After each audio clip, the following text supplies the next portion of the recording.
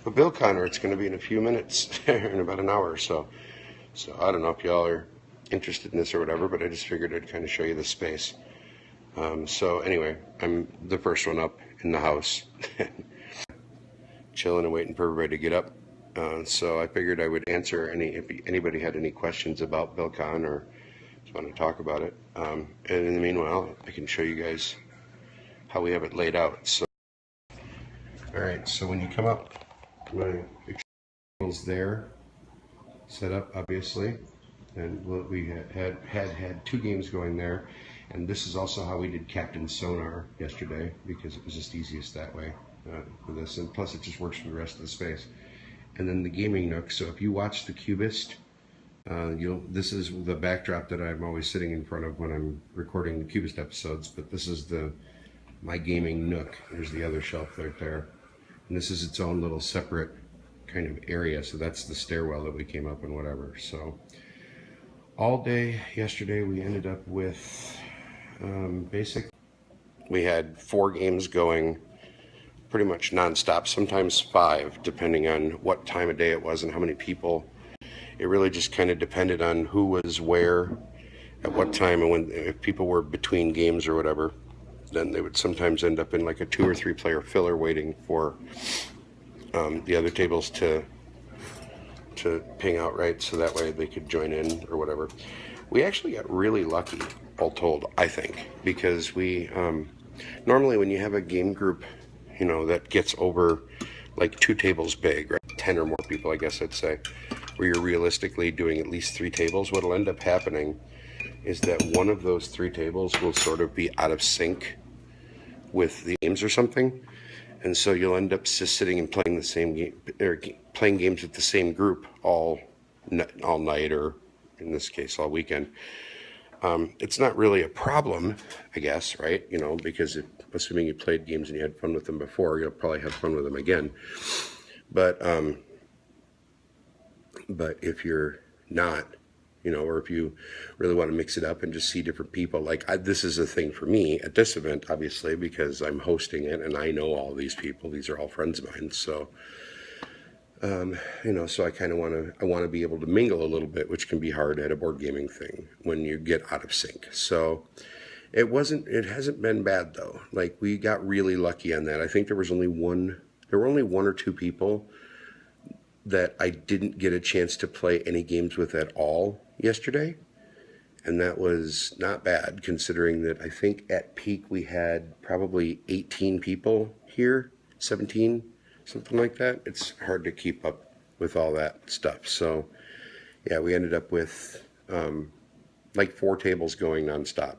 So yeah, so I mean, it was kind of cool, and it was really neat. We saw a lot of really fun things hit the table. Captain Sonar obviously was I talked about that a minute ago.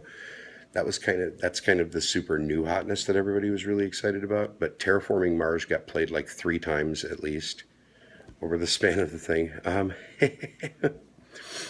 Good morning. Well, we'll see you. Well, we're not seeing you for breakfast, are we? Yeah, you're not coming to breakfast, Ronnie. That's sad. That's fine. We still love you. But yeah, all told, it was pretty good seeing the tables kind of stay in sync enough that people could wander from table to table. The Ghostbusters big campaign board game that I'd never heard of got played. That was cool. I got a couple older and maybe more obscure games to the table. We got a game of Emerald from Abacus Spiel that we played. One of the first games that got played yesterday. I love that game. It's just thinky enough. Actually, it's a little more than just thinky enough. There's a little bit of a lot of planning that you'd have to go into turns with that can then get suddenly turned on its head. Edo, the Queen games, one that I really like, and I haven't gotten to play it in forever, so I almost had to relearn it myself, but that was awesome. Let's see, what was the other really big deal stuff? Scythe hit the table. I didn't get a chance to play that. Hey, Ronnie, you're still watching? It was your copy of Scythe that hit the table, right?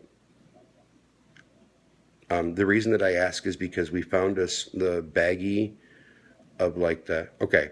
a small baggie full of the like extra resource chips and like the little brown chips that you put on places every once in a while when there are like a bunch of extra bonus resources or something being made. I don't think we ever used them in the games that I played of it, but I found that baggie and I thought it was your copy, so I tucked it back in there for you. I hope that's okay that I went through your stuff. But yeah, we found that. I assumed it was yours because I assumed it was you playing your own copy. So anyway, we caught that. Um, Yep. Okay. Cool. I'm glad that you remember something felt then. That's good. It makes me feel better about guessing. I knew right where I put it in your box, so even if it wasn't yours, I would be able to recover it without too much problem. And I didn't want it to get lost during the cleaning frenzy last night because we reset the place. So cool. So my mission for today is to try and get another sticky note taken off of games. For those of you that are watching this later or whatever, if there's a sticky note on a game on my shelf, it means that I haven't played my copy of it yet. So I'd like to get a couple sticky notes taken off of things. Right now, the one that I'm kind of hoping for the most is Dungeon Lords. I've played my copy of Dungeon, but the expansion, I bought the expansion for it, I want to say a year and a half, maybe even 2 years ago. And it's not been played since I got the expansion. So I'm really hoping that I can get 3 other people to play that one with me. That one, my second wish would be Myrmes, a game about building your ant colony. I love that game, and I think it's one of those under off everybody's radar. So that's kind of hoping to get that to the table.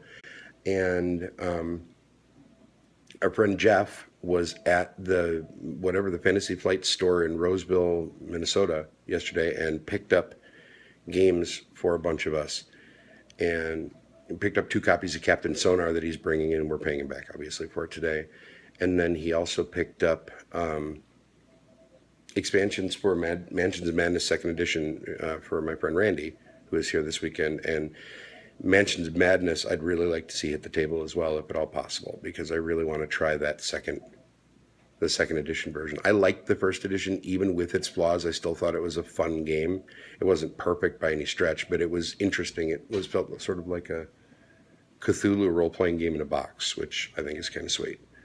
So anyway, those are sort of my mission statement. But again, I want everybody to have a good time and get as many games in with everybody.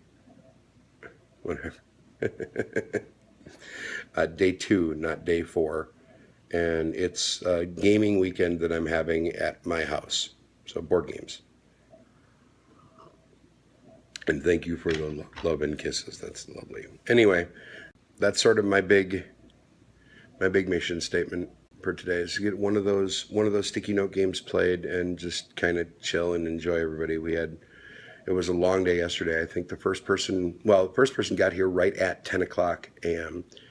And we were up maybe 8 o'clock getting ready for people to arrive. And then the last person left, I want to say at about 2. So 8 a.m. to 2 a.m. was day 1. So it's basically like a hoopla, Ronnie. It was basically hoopla. I'm doing the hoopla sleep schedule, because then once we chased the last people out at 2 o'clock, we did the, clean and reset the room and got the dishwasher loaded and all that stuff, so that way we're fresh and at it in the morning. So anyway, so that has been this was day 1, and day 2's on its way, and that's very kind of you. So anyway, we will catch, if you're watching this later, I hope you guys have a fantastic Sunday, and we will talk to you all real soon. Be good.